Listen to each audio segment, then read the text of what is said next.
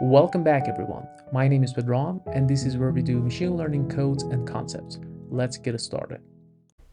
All right, this is a Python lecture for Module 12, the very last module of the machine learning course. So in this one, we're going to do some clustering techniques, namely K-means, K-modes, K-prototype clustering, and hierarchical clustering.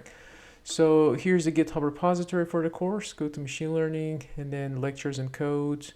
You find module 12, the PDF, and the Python. So there are going to be 3 Python files that I'm going to go over. One is using Sklearn package for clustering, the other one using PyCaret package, and then there's a separate file for K-modes and K-prototypes clustering. So we can either work through Google Colab, you can click on these things and open it in Google Colab, or let me actually make sure that the link is working. Yep, it should be working. So this is, you can either do it this way or run it on your local computer. So for this presentation, I'm gonna do it on my local computer. Okay, so here are the 3 files that I was just talking about: clustering Sklearn, clustering PyCaret, and K-modes and K-prototypes clustering. All right, so this is my VS Code. I'm gonna run everything in my PyCaret environment. And basically, if you have PyCaret installed already, it's a bulky package. You can get access to Sklearn, you can get access to K-modes package. So it's everybody already inside that PyCaret. So it's gonna be one-stop shop if you wanna do clustering. Okay, so basically, let's go ahead and import the libraries. So and then this is a dataset that you're going to work with. Pretty simple and straightforward dataset. It's on my GitHub as well, and you can see. Let's see.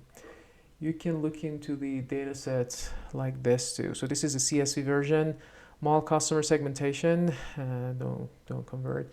So we have basically customer ID, gender. So we have to fix this. It's not genre, it's gender, age, annual income. Let me actually go ahead and do that. All right, so gender. Okay, age, annual income, and spending score. So 3 of them are continuous random variables, 1 of them is categorical. So right away we know that probably we should not use this one in K-means clustering because it doesn't make any sense to look at the distance between, I don't know, these observations from continuous random variables, right? So we're gonna go ahead and remove it for K-means, but later on for K-prototype clustering, we're gonna add it back. Okay, so let's go ahead and save it. I'm gonna save it right here and then make sure that the repository is updated. Okay, so yeah, there you go. This is the head of the data set. As I said, we're gonna remove the customer ID because there's nothing informative there. And then let's do some EDA, right? So first I can try changing this gender from a string to numerics, so we can do that, right? So let's go ahead and use pd.getDummies, and we're gonna only keep 1 variable, and so it's gonna create this gender male is equal to 1 for male and 0 for female. The reason is that you can try, if you make the categorical variables into numerics or ordinal or whatever, as long as it has numbers, you can then pass it to K-means model from Sklearn. But you have to take the results with a grain of salt, right? Because you cannot interpret them anymore. So this is I just wanted to show you that if for whatever reason you decided to use K-means clustering for categorical variables, again, as long as you transfer them to numerics, it's gonna work. But I'm not gonna do it here like this. I'm gonna remove gender from the model and we're gonna see why. Okay, so here's a pair plot. We're gonna look at different basically variables versus each other, pair of variables versus each other, but I'm gonna use hue is equal to gender, right? So basically, I'm gonna color code my observations. Again, this is a super simple, low-dimensional data set, I think with 200 observations and only 3, or in this case, 4 random variables. So we have the luxury to visualize it like this, right?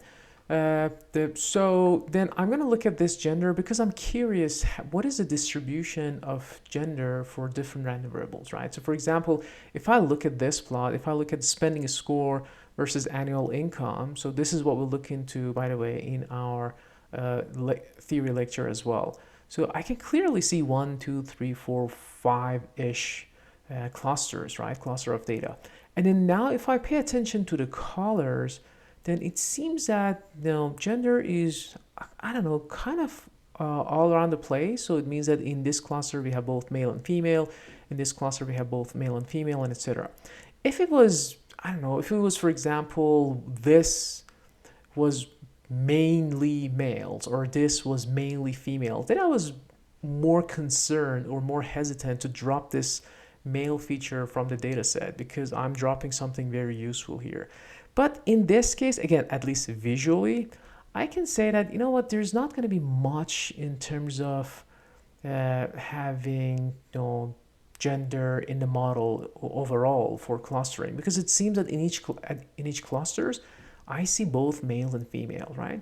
So that's one thing to consider. Later on, we're going to use k-prototypes clustering and then bring back that gender as a categorical variable to the model, and we can see, we can compare the how the clusters are going to look like using that model versus dropping the gender and then just use K-means clustering. Okay. So here are a couple of questions for you. What can you conclude by focusing on spending score? This is exactly what we did. And annual income. Do you see the clusters? Yeah, we see 5 clear, distinct clusters. How many? So 5. And we know that the standard K-means algorithm is not directly applicable to categorical data, right? So why? Simply because we cannot calculate the Euclidean distance between this and this, right? So how do we fix it? Or basically, I mean, Euclidean distance between two strings, we cannot do that, right? How do we fix it? We can change it into numbers, and then now I can calculate the Euclidean distance between these observations, right? For example, 1 from 1, 1 from 0, and etc. But we said that if in this notebook, we're going to ignore it. We're just going to ditch the gender completely because it wasn't that informative, right? So it's a combination of factors that you have to keep in mind. And by the way, you cannot always visualize the data like this, or your data is not always well behaved like this. So again, that some of it comes with practice, some of it comes with domain knowledge, and etc. All right, so that's why we have to go beyond K-means clustering if you want to include gender. So we do K-modes and K-prototype. We talked about the theory of K-mode and K-prototype in our theory lecture. So if you haven't seen those models, please go ahead and just review these slides and then listen to the lecture video. Okay, so we talked about, where is it? K-modes clustering and K-prototypes clustering. Okay. So this is K-means clustering. We are calculating the distance between observations, and whenever you're going to do something like that, you would be better off to scale all the features, right? The computationally is better off, algorithms are going to converge easier, and etc. So I'm going to use standard scaler from the Sklearn preprocessing to scale the entire data. Remember, this is unsupervised. You're not talking about the performance of the model in the train set versus test set. At the end of the day, you want to pass the entire observations to the model and then just cluster them, right? And so that's why I'm not going to split the data into train tests and then scale them separately. So I'm just going to go ahead and scale the entire data set. So this is what we're doing. We're saying that, this basically, actually, we're going to put it like this. In the data frame, we have age, annual income, spending score, and we can scale them, right? So I'm going to scale the first 3 features using standard scaler, and I will not touch the gender, right? Again, in this exercise, we're going to remove the genders. But the reason that I'm keep talking about the gender here is that because some of you guys might want to use K-means clustering and then include some numerical values for your categorical features. This is totally doable. The algorithm does not stop you from doing that. But you have to be careful. The disadvantage of basically using a categorical variable in your model is that you cannot interpret those distances anymore. Okay, so we decide to drop the gender from the model. What are the advantages? Algorithm suitability. We know that Kmeans is designed to handle continuous random variables, and simpler interpretation. Now we can look at the clusters, the centroid of the clusters, and the centroid of the clusters just makes sense. These are some numbers. Okay. What is the disadvantage? There might be a loss of potential insight, right? You might miss out on some insight that could be derived from how gender is going to interact with other variables. For our case, however, I'm not that concerned because we were again lucky enough to visualize the data like this, and then to me, it's for in each cluster we have both genders, right? If not equally, it's pretty much close to each other. So it's not going to be that informative in my opinion. All right. Okay, so that's why we're going to end up dropping that one. So let's do, did I drop it somewhere? No, here, there you go. So we're going to drop gender, and this is a data frame we're going to work with. So our data frame has 200 observations, 3 continuous random variables that are scaled. So this is ready. This is going to be your feature space. Now the rest is simply using some modules from Sklearn package. So let's do Kmeans clustering. So from cluster module, we're going to import Kmeans class. So this is Kmeans. And by the way, you can, if you scroll down all the way to this notebook, let's go ahead and open them. You can access to the documentation of Kmeans clustering. Actually, I already have opened them here. So this is Kmeans clustering. This is clustering in general in Sklearn. And we have, what is the other one? Agglomerative clustering, and etc. etc. So let's go back where we wanted to work with Kmeans clustering, right? So, all right, so let's go back to the, yeah, there you go. So what is the model that you're basically, what is the object that you're creating? We call it Kmeans. You can call it anything. So obviously from this Kmeans, we have to specify the number of clusters and some other stuff. Let's look at those other stuff. So go back to the Kmeans. So by default, the number of clusters is 8. Remember, in Kmeans clustering, this is your K, so you have to pre-specify it, right? So that was one of the disadvantages of the model. But we said that we can optimize it. We can use silhouette method or elbow method to optimize that thing. Okay, and the initialization. Do you remember in the theory lecture we talked about the caveat of the classical K-mean clustering? Let me find this slide here. Here's the slide. We talked about this one. It says that the initial positioning of the centroid matters. You might end up getting stuck in a local optima when you're using just random initializations. So we can do a smarter version of random initialization, which is Kmeans++. We talked about it a little bit in the theory lecture, so check it out. And then this is what by default Sklearn is using, right? So Kmeans++. Then yeah, that's it. The rest is just some variables to make sure that your algorithm is converging, or you have some stopping criteria, right? You don't try to iterate forever. So we need to get a stopping criteria. Remember the last one. The algorithm is going to stop until the centroid positions do not change. So we have to come up with some stopping criteria, and this is what we're doing. And we're not going to touch these defaults. All right. So let's go back. Now there you go. This is our K-means, and we simply can look at the fits, right? And again, as I said, this is unsupervised. We're going to use the entire data. We don't want to do train test set. Okay, so because there's nothing to look at the performance-wise, right? There's no label, so we cannot talk about performance of the model in that sense. All right, so K-means.fit, and these are the fitted values, right? So that means that off of this, I can call the clusters, the centroids, the labels, you name it, right? So there you go. Now this has been trained, and then I do Kmeans underscore dot cluster centers. So this is going to give me the centroids, right? So I have six clusters, so it's going to give me 6 numbers. So 6 centroids. Remember, we are in 3-dimensional space. We have 3 features.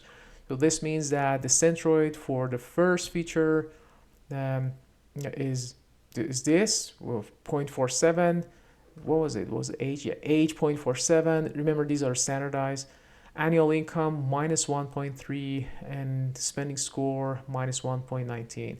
And perfectly we can interpret them, right? So for example, this is a centroid 47, simply means that it's above the 0.47 standard deviation above the average, right? And this is useful because we can use these numbers in 3 dimension and then visualize the centroids. And then we can throw the data at it to see the cloud of data around those centroids. We're going to do this in 2 dimension down the road in this notebook. Okay, so if you want to get access to the labels, so this is the output of the model. At the end of the day, remember, in the clustering technique, the input is a bunch of features. The output is just that extra column. These are the labels. And as we talked about in a theory lecture, these labels are informative, right? Sometimes it captures some nonlinear relationship, nonlinear pattern in the data, which was not obvious. So this means that you can use them as an input for a supervised learning model. So why not?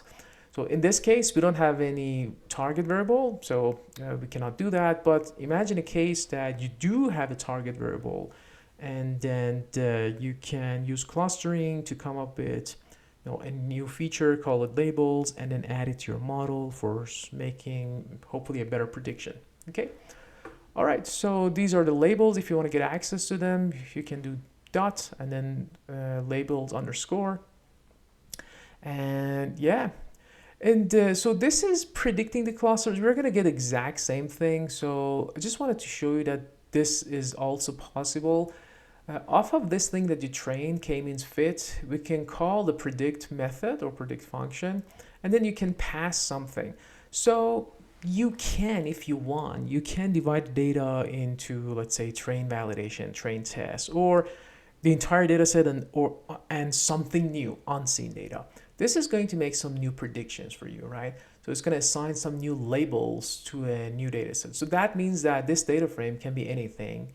It can be some new data, new observations. As long as I have age, annual income, and spending score for some new people out there, and I have scaled those features, I can pass it to the predict function and get their labels. Exposed to, I can get their labels. So imagine you have done a market segmentation research with thousands of people, and now you have, I don't know, 100 new customers. You want to see where they belong. So, and we assume that you have their information in terms of age, annual income, and spending score. So this is what you can do. In this case, it's going to be pretty much the same because we are predicting on the entire data set. So this is going to be exactly the same. These labels are going to be exact the same as these predictions. Okay. So yeah, and what else do we have? So out of this Kmeans fit, and by the way, if you just do Kmeans underscore fit dot, and these are possible things that you can get out of it, right? Look at the labels. What was the max iteration? What was the number of clusters? And then what was the random state, and etc., etc. So this is basically what we are covering here, right? By exploring. And I'm showing you the most important ones that you need down the road, right? So remember, what was the objective function in K-means clustering? We talked about this minimizing total within cluster variation or within cluster sum of squares. So let's see if I can find it on the slide. Yep, there you go. This one. So this is our objective function, right? So we are minimizing the summation of this total within cluster variation. So in this case, the one that we see in let's say Sklearn, it's not variation. It doesn't divide it by this. It's just within cluster sum of squares, right? And this is basically your Euclidean distance, and you just add them up, and then that's the total within cluster sum of squares. Okay, so and it's called inertia. So if you do inertia underscore, it's going to give us that number. So this is a number that we're going to use later on and plot it for different values of k. So if k is equal to 1, this number is going to be huge. If k is equal to 2, this number is going to decrease, and then we can plot our ALBA method based on that. What is the unit of this thing? 134. So the unit is the same as the unit of your features to the power of 2, right? Because remember, this is within cluster sum of square. So we have normalized everything. So for example, and then we know the distance. So for example, the distance between, I don't know, your centroid and one of these observations, and you square it, so that's the unit, right? Okay, so again, it's not necessarily meaningful because it's something to the power of 2, but if you're, for example, if all your features are dollars, then the unit of this thing is going to be dollar square. So for those of you who are curious, what is the unit of this thing? What should be the magnitude? So the magnitude of this thing is something standardized to the power of 2. So that's why you get something around, I don't know, 100-ish. It doesn't go to thousands or millions. If you haven't scaled the features, this number should have been a lot larger. Okay. Now let me show you where you can find the silhouette coefficients, and later on we're going to use within cluster sum squares and silhouette coefficients or silhouette scores to do the elbow method and silhouette method to find the optimal value of k. All right, so silhouette coefficient, there is this function in Sklearn, so you can click on the link. It's called silhouette score. Let me actually quickly pull up this slide and remind you. So we talked about silhouette scores here. We said that there are two things matter, cohesion and separation. And if I have 200 observations, I'm going to go ahead and calculate 200 silhouette scores, and this is exactly what we're doing. What do you need for that? You need X, these are your features, and labels. Remember, so we have the features, this is our data frame, df. The labels are the Kmeans underscore fit dots, the labels underscore, right? So this is what we have. The rest is, we're not going to touch it. We're going to use the default things. So the metric for calculating the distance of these things, observations from the centroid, is just Euclidean distance. And yeah, that's pretty much it. So let's go back to the, all right, so, and just a reminder, as I said, there are two things that we care, when we're calculating the silhouette score: cohesion and separation. So basically how close the data points are to each other within a cluster, this is a cohesion, and how far away from from different clusters, right, between clusters, this is the separation. If you think that this is too fast, we spent an hour 20 minutes talking about all the theory of K-means clustering and clustering in general, so please go ahead and watch that video. So this is supposed to be the Python version. And yeah, so we know what is silhouette. Let's see how we can grab it from the data.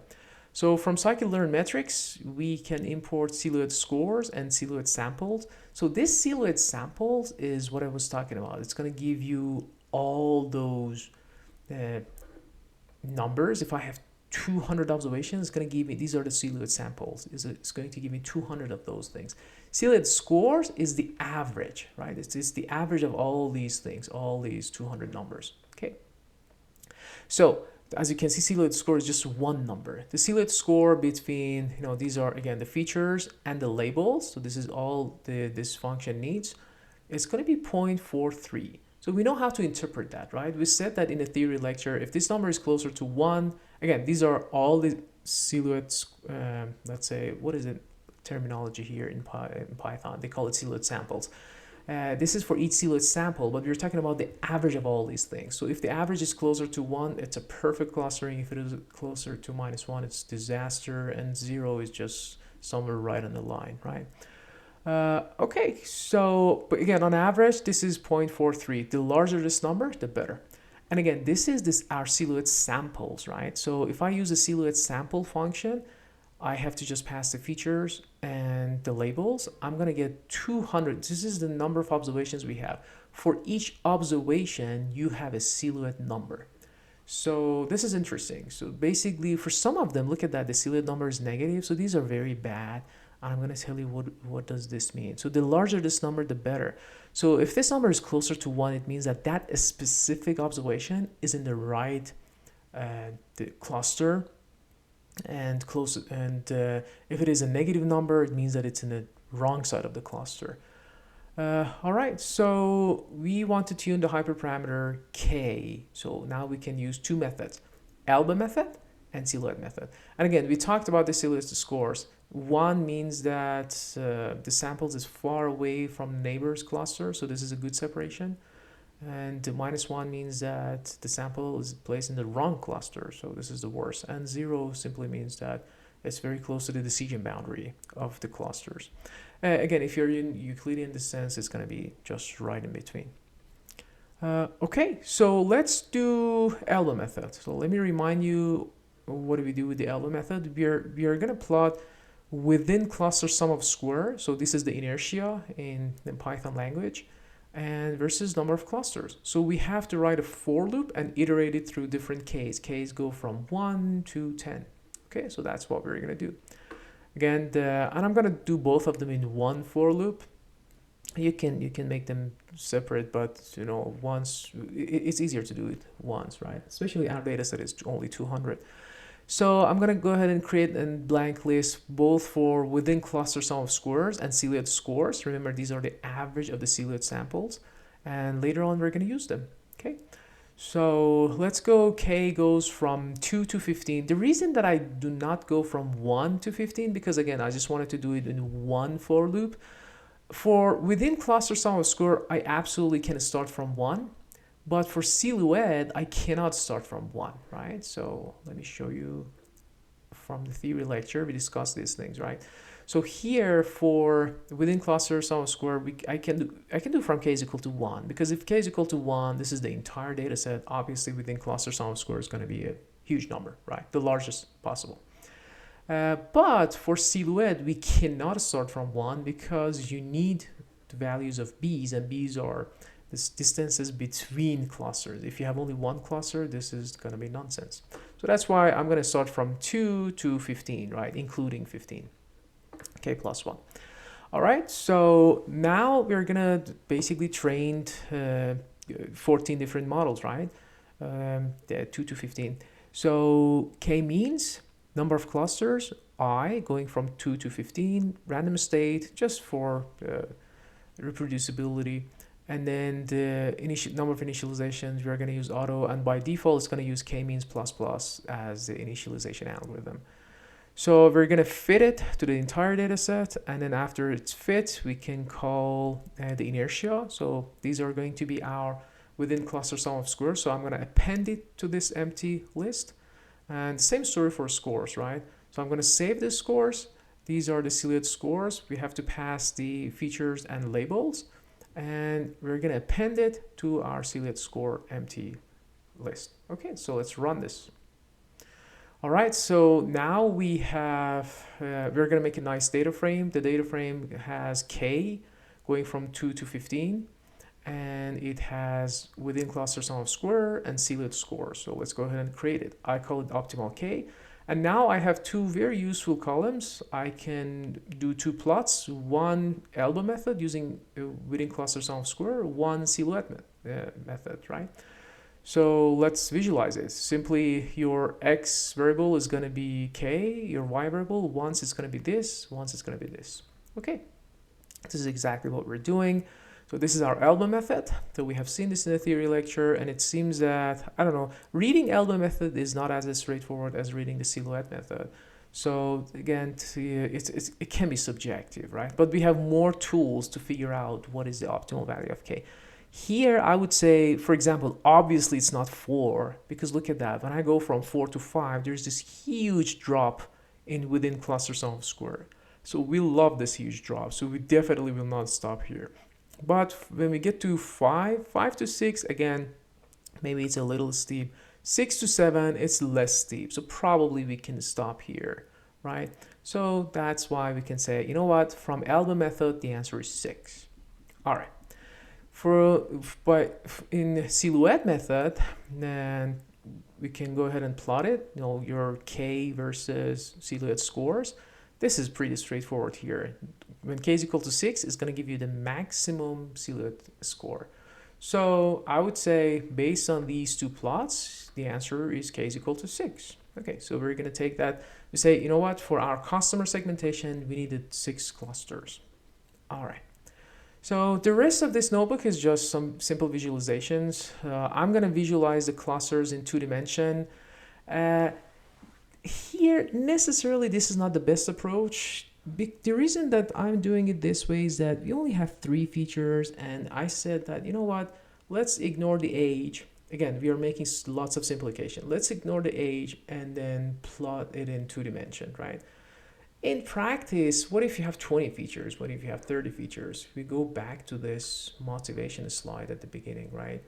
So what if you have 20 features here? You're going to use principal component analysis to bring it down to 2 features, 1 and 2, and then do the visualization. So a better way to visualize your clusters would be using PCA. And this is what by default PyCaret is going to do for you. So that's why I'm not going to spend too much time here. This is just the code is there for you if you want to just go ahead and do it, but PyCaret is going to do it for us using principal component analysis. So I'm going to talk about it in this notebook, clustering PyCaret. But anyways, for the sake of argument, let's just finish this up. So I'm going to make a new data frame with only 2 features. The features are annual income and spending score. And why did I drop age? Why did I not drop spending score? Because we cheated a little bit. We already knew that based on the per plot. Oh, we got something really interesting out of these 2, right? So I'm gonna replicate something like this. Okay. But again, you are the owner of your own research. You can do whatever you want, as long as you're not making a mistake. So again, here I would say I would do with principal component analysis instead of dropping variables.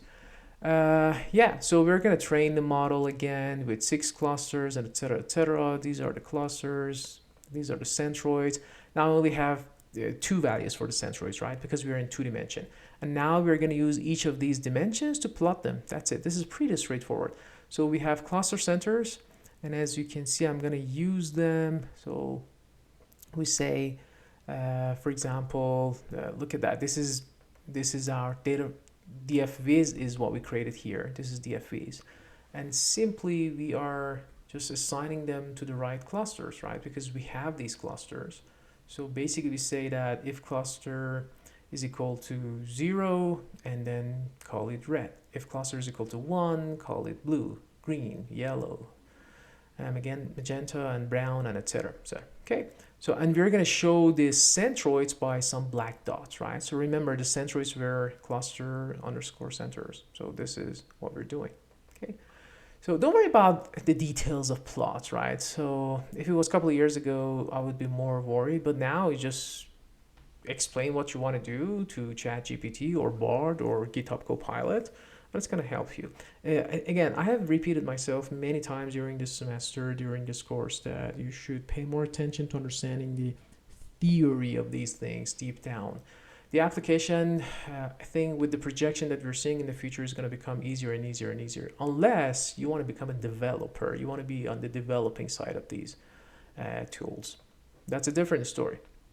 Okay, so this is what we covered in our theory lecture as well. So this is a replication. So it seems that 1, 2, 3, 4, 5, 6 is a good number of clusters we have, and they're separated. And please do not judge it yet, because we simplified this data set. We got rid of gender, number 1. We got rid of age, number 2. So a better way to do that is just using principal component analysis and then visualize it for PC1, PC2 without dropping any variables. So maybe there the 6 clusters are more obvious, right? So for example, because here, I don't know, you might be on the edge that why these 2 are not in the same clusters. But again, we talked about it. We look at the elbow method, we look at the silhouette score, and it seems that 6 was the answer.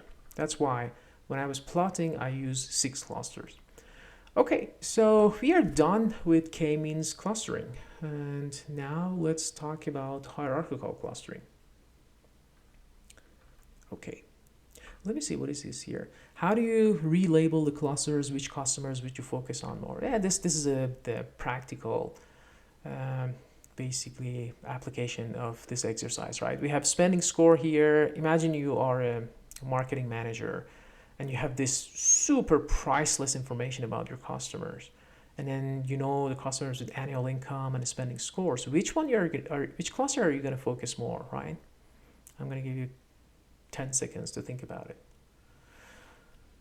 All right, so hopefully you are focusing on the ones that their spending score, depending on your strategy, right? If someone is very willing to spend but they don't have money, so you're going to offer them some coupons, right? And then if somebody has the money but they are not willing to spend, so you're gonna spend on, you're gonna I don't know, create some VIP club because they are rich people and they don't, probably your brand is not fancy enough. So you need to make some VIP club and then bump them up, right? So if that makes sense. Okay, so and then these are perfectly, you don't touch these ones, they are people with good income and a high spending score. So they're already sold on your product or on your whatever you have. So you don't need to spend too much time on these ones. But I would say the purple one, cluster 5, and green one, cluster the yellow are the most, I don't know, important ones that you should pay attention. The yellow one, they don't have money, they don't have willingness to, or spending score, willingness to pay. So probably it's going to be too much work if you want to make these your clients, right? So anyway, so this is how you could read this. All right, so now let's do let me see how far we are. So 35 minutes-ish. Okay, let's do hierarchical clustering, and then I'm gonna stop the video and probably make a new one for the PyCaret one. Hierarchical clustering using Sklearn, right? So we start from the dendrogram. If you want to do the dendrogram, you have to basically import this hierarchy from SciPy cluster. We're going to import it as SCH, and then off of that we can get access to this dendrogram. So we talked about the theory of dendrogram in the class, in the theory lecture, and just be aware there are different linkage methods, and we are using war. So this is what that's in practice many people use, right? So let me quickly remind you, what are these linkage methods? Yeah, there you go. So here we cover them. We said that, let's see. Okay, there you go. Okay, so the way that you're connecting, you're linking the clusters, or you're calculating the distance between clusters, that's your linkage method, right? We have single, complete, average, centroid. These are pretty straightforward, right? So single is that, look at the closest one, look at the farthest one, look at the average, and look at the distance between centroid. And this word is similar to what we did in Kmeans clustering. It's looking at within, it's calculating distance in a way that within cluster variation is minimized, right? So that's why we're going to use word. So if I run this, it's going to take a little while, but remember we have 200 observations. At the very bottom, we have 200 separate clusters, and then this is a agglomerative approach. Well, this is dendrogram. We're going to talk about agglomerative divisive later, but the dendrogram, we can see, okay, we can go, for example, if you do bottom up, you can put them in same clusters, right? And then we talked about the advantages and disadvantages of doing this dendrogram. We said that what are these vertical lines? The vertical lines is just a representation of how far the clusters are from each other, right? And then we said that there is this unwritten rule somewhere that you can use it as a rule of thumb to come up with better number of clusters, right? So based on the dendrogram above, the optimal number of cluster is what? Is 6. Let's see how we get that, right? And why do you think that it's not always easy to find the optimal number of clusters by using a dendrogram? Because as you can see, here we only have 200 observations. What if you have, I don't know, 1,000,000 observations? There is no way. And I think in the theory lecture, we also said that at the very last slide, that the agglomerative approach is basically suited for small and medium data sets. So how do we get that number 6? So we said there's this rule of thumb, find the longest vertical line which is not crossed by an extension of the horizontal lines, right? So what are the longest vertical lines? So maybe these two are good ones, and then this is good, these are all good ones, this is good. But the problem with this, for example, is that if I extend this horizontal line, it's going to cross it out. So that's not the answer. The same story for this. That's not the answer. And then I will be, so this, no, because if I extend this one, it's going to cross it out. So probably either one of these ones. So either this one or this one. Actually, not this one. It should be this one, because this is the extension is going to cross this out. Let's focus on this one, something like this. And then does any of these things that are going to cross it out? These are pretty much the same. This distance is pretty much the same as this distance. So I would say either of them, so I'll take it. So either this one or that one. Again, visually it's hard to to see that. So that's another disadvantage, right? It's not, again, that's why it's not shuttle science. It's not science. That this rule of thumb, right? Just roughly speaking, if I pick this vertical line and if I just do across the horizontal axis, 1, 2, 3, 4, 5, 6. So I come up with 6 clusters. But again, it's super subjective, so don't read too much into that. All right, now we have the dendrogram. Let's do agglomerative clustering. We don't need to visualize this dendrogram, by the way. If your data set is large, don't do that because your computer is going to crash. So it's hard to do that. Yeah. Okay, so from scikit-learn cluster agglomerative, let me go back to the documentation. Let's see. Yeah, this is our agglomerative clustering. What do we need? We need number of clusters. By default is 2. Metric is Euclidean. Yeah, the rest. And again, linkage by default is going to be word. And yeah, that's pretty much it. The rest is just make sure that computationally it's efficient and the algorithm converges, and etc. etc. Okay, so let's go back to the notebook. So we're going to use, again, by default it's word, but we specifically say that let's use linkage word. Let's run this. Now this is your object. Now you're going to fit it to the entire data set. Exact same step as Kmeans clustering. In machine learning in general, I think this is the very last Python lecture of the course, and you're an expert by now. You know that this step is the easiest one, right? The application of the models in Python is just the easiest part. So it's just a matter of, can you read the documentation properly? Can you read the source code if needed, right? So this is going to come down to all these things. So if there are some quarks or arguments in the functions that it's not in the documentation, can you read the source code and figure them out? So, and again, even these things for well-documented packages like scikit-learn, now you can use ChatGPT or Bard or Copilot. Okay, so these are the clusters. And I can basically, this is the hierarchical clustering clusters. And remember from my Kmeans, these were the clusters that we call them labeled there, right? And yeah, that's good. So for example, hierarchical clustering, first observation says it should be cluster 4. Kmeans said that it should be cluster 3. This says it should be cluster 5. They look very different to me. So it shouldn't be that different. Probably the random state is different, right? But again, of course, they're not going to be the same, but my point is that there's a chance that the random state is different. And also on top of that, the numbers might be different. So these are just some labels. It really doesn't matter the way that we order it. The way that hierarchical clustering is ordering these numbers versus K-means, it's going to be different for sure, right? So, but the frequency should be pretty much the same. Okay. Yeah, I think it is, right? Because 5, 5, 5, 4, 4, 4. Yeah, so it seems that whatever HC is calling it 5, Kmeans is calling it 4, and something like that. Okay, so you get the idea. Then we have this silhouette visualization. So this is also interesting, and we are gonna import this silhouette visualizer. By the way, there's a link down there that go walk you through this silhouette visualization. But there's this awesome visualization package, Yellow Brick. Off of that, we're gonna call cluster, and then from that, we're gonna import silhouette visualizer.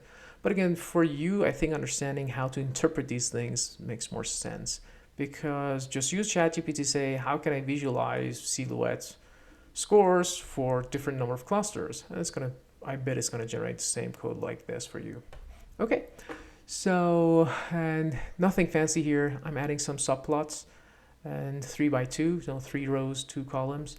And then I have the number of clusters 2 to 7. So this can be any number, right? So we go from 2 to 7 because we have this prior knowledge that maybe the optimal value is 6. Let's see if we can see it here or not. And this is going to actually do a perfect job nailing down that k is equal to 6. Let me actually walk you through to the interpretation. So at the top left, we have number of clusters, 2. This vertical dashed line is your silhouette score when you have 2 clusters. So when you have 2 clusters, your silhouette score, remember, this is total average, right, is 0.34-ish, 0.33. If you make 3 clusters, then you have, it's increasing, right? It's more than 0.35. If you have 4 clusters, it's 0.4. If you have 5 clusters, 0.41. If you have 6 clusters, 0.42. This is definitely larger than this. If you have 7 clusters, oh, again, it's smaller. So probably 6 is the best, because if I increase the number of clusters, it's basically it's the average silhouette score is decreasing. So that's why we don't like it. So this is good. That's something. And also this plot is useful because it shows you the each clusters as well, right? Because let me tell you what I mean by that. When you visualize something like this for silhouette score, yes, it gives you the same answer in terms of this red dashed line, but it doesn't tell you what is the distribution of each cluster within each cluster, right? The thickness of these clusters is going to tell you some sort of representation of the distribution of the cluster, right? So look at that. These are 2 kind of balanced clusters, 3, 4, 5, 6. And then if you have 6, we know that one of our clusters doesn't have many observations. So we need to be careful about that. But the more important thing is that we can say, so for example, if I do 7, I end up with a cluster, which is, again, it's the best silhouette score for this cluster is less than the total silhouette score. Does that make sense? So absolutely, I should not go to number of clusters equal to 7, because this is wrong at too many levels. All right, so that was pretty much it. So this is our 45-ish minutes for the first Python notebook.